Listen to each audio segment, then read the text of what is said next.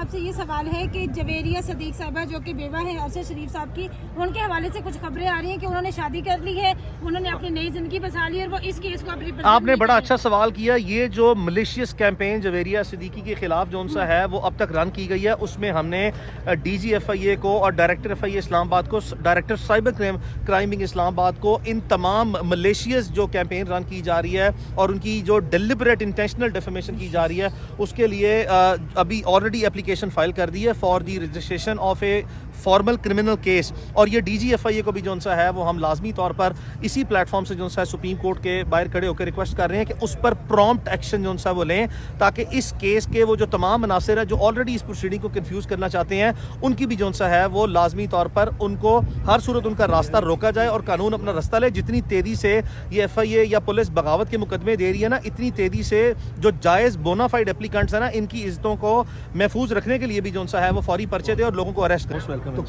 کون سا کیس سب سے ٹف لگا؟ اب تک متعدد آپ جرنلسٹوں کے آپ کیس لڑ چکے ہیں. دیکھیں، میرے لیے یہ انتہائی مایوس کن بات ہے کہ جب کسی صحافی کو ایز اے ٹریٹر لیبل کیا جاتا ہے اور ایسے بغاوت کے بونڈے سے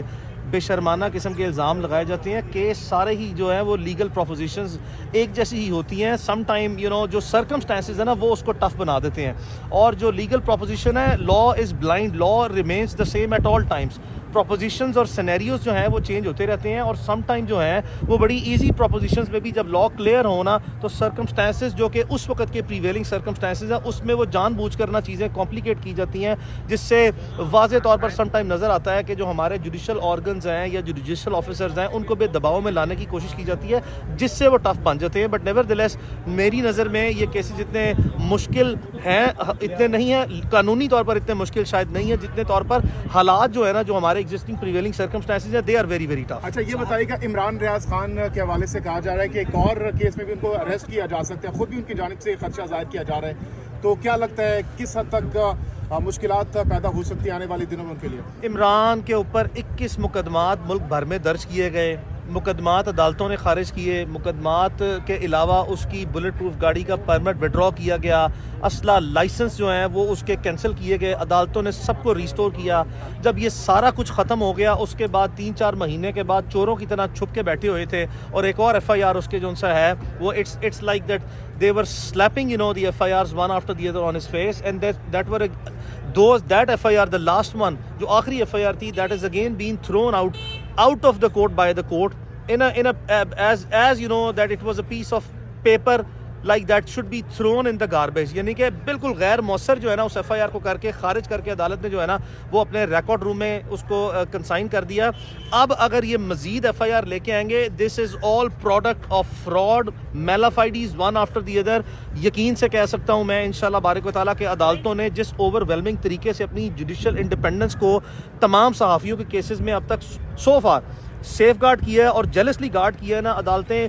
بالکل ابھی بھی اسی طریقے سے آنے والے فیوچر میں اگر یہ بدنیتیاں حکومت کی طرف سے جاری رہیں تو لازمی طور پر عدالت انصاف دے گی, اور کوئی بھی ایسی ایف آئی آر جو مزید اب سے آنورڈ جو بھی ایف آئی آر عمران ریاض کے خلاف آئے گی وہ 100% بدنیتی پر مبنی ہے. لاسٹلی یہ بتائیے گا, ارشد شریف قتل کیس کو کب تک وائنڈ اپ ہوتا ہوا دیکھ رہے ہیں آپ؟ دیکھیں, فیکٹ فائنڈنگ رپورٹ جو میں پہلے آپ کو گزارش کر چکا ہوں, یہ ایک گائیڈ لائن کے طور پر ایک پریلیمنری گائیڈ لائن تھی جس کے تحت اس پروسیڈنگ کو آگے بڑھنا تھا, اور اس رپورٹ کو منوان سپریم کورٹ نے تسلیم کیا, اور اسی کو آگے فارملائز کرنے کے لیے فردر انویسٹیگیشن کے جو اگر اس میں ممکنہ طور پر کچھ لکوناس تھے ان کو کور کرنا تھا. یہ سپریم کورٹ نے جو special J I T constitute کی تھی, it was merely for the purpose of making sure کہ جو کچھ اگر گرے ایریاز ہیں تو ان کو کور کیا جائے. اس لیے نہیں کی تھی کہ اسی رپورٹ کو غیر مؤثر جو سا کیا جائے اور لیک آف انٹرسٹ ڈیلیبریٹلی جو سا ہے, ڈیلیبریٹلی اور میلافائڈلی جو سا ہے وہ دکھا کے اس کو بالکل لمبا لے کے جایا جائے تاکہ عوام کے ذہنوں میں سے خدا نخواستہ ایسی چیز جو سا وہ نکل جائے, لوگ اپنا دلچسپی کھو بیٹھیں. اسی طرح جو سا ہے وہ ادارے اس کو غیر مؤثر قرار دے دیں اور یہ کسی بھی لاجیکل اینڈ پہ نہ پہنچ جائے. میری نظر میں اتنا یہ کوئی بڑا کام نہیں ہے, اتنا یہ کوئی لمبا کام نہیں ہے. We are going with the full force of the state institutions. جب آپ پوری اپنی ریاستی طاقت سے اپنے تمام اپنی طرف سے, تو سپریم کورٹ آف پاکستان نے یہ کہا تھا کہ آپ انتہائی قابل قسم کے افسران جو سا ہے وہ اس جی آئی ڈی میں لے کے آئے, لیکن اب تک جو قابلیت ہے اس کا پول سپریم کورٹ نے ممکنہ طور پر آج جتنے سوالات اٹھائے ہیں ان کا پول جو ہے نا قابلیت کا, تمام جو جی آئی ٹی کے آفیسرز ہیں وہ سامنے آ آ گیا, اور یہاں تک بھی سپریم کورٹ آف پاکستان کے آنریبل بینچ ممبرز نے کہا کہ سپریم کورٹ کی نے وہ جو JIT بنائی ہے اس کے ممبر سپریم کورٹ میں رپورٹ جمع کرا دیتے ہیں, سامنے آ کے کھڑے بھی نہیں ہوتے, جس پر سپریم کورٹ نے اظہار ناراضگی جو اس کا اظہار کیا ہے. کوئی وکیل ارشد شریف کے کیس کو دیکھیں پورے ملک میں لاکھوں وکیل ہیں. میں آپ جانتے ہیں کہ جو شہید ارشد شریف کی 2 فیملیز ہیں, ان کی ینگر وائف کو جو ہے میں اور میرا آفس ریپرزینٹ کرتے ہیں. یہ بڑی شدید قسم کی بدقسمتی ہے کہ پورے ملک میں لاکھوں وکلاء ہونے کے باوجود بھی جو ہیں ان کی فرسٹ فیملی کے لیے اب تک کوئی فارمل لیگل ریپرزنٹیشن جو ہے وہ نہیں آئی. اور ہمیں چونکہ ہم آلریڈی اس کیس میں اس کارروائی کا حصہ ہیں ڈے 1 سے, when there was not a single lawyer in supreme court of Pakistan, we were the first one کہ جو سو موٹو ایکشن جس وقت ہوا تو شہید ارشد شریف کی جو ینگر وائف ہیں جویریہ صدیق, انہوں نے ہم سے کانٹیکٹ کیا اور اسٹریٹ اوے ہم نے ان کو فارملی جو ہے ریپرزینٹ کیا. یہ بدقسمتی ہے ہماری سپریم کورٹ بار ایسوسیشن کو, rather even supreme court of Pakistan کو بھی آن اٹس اون جو ہے وہ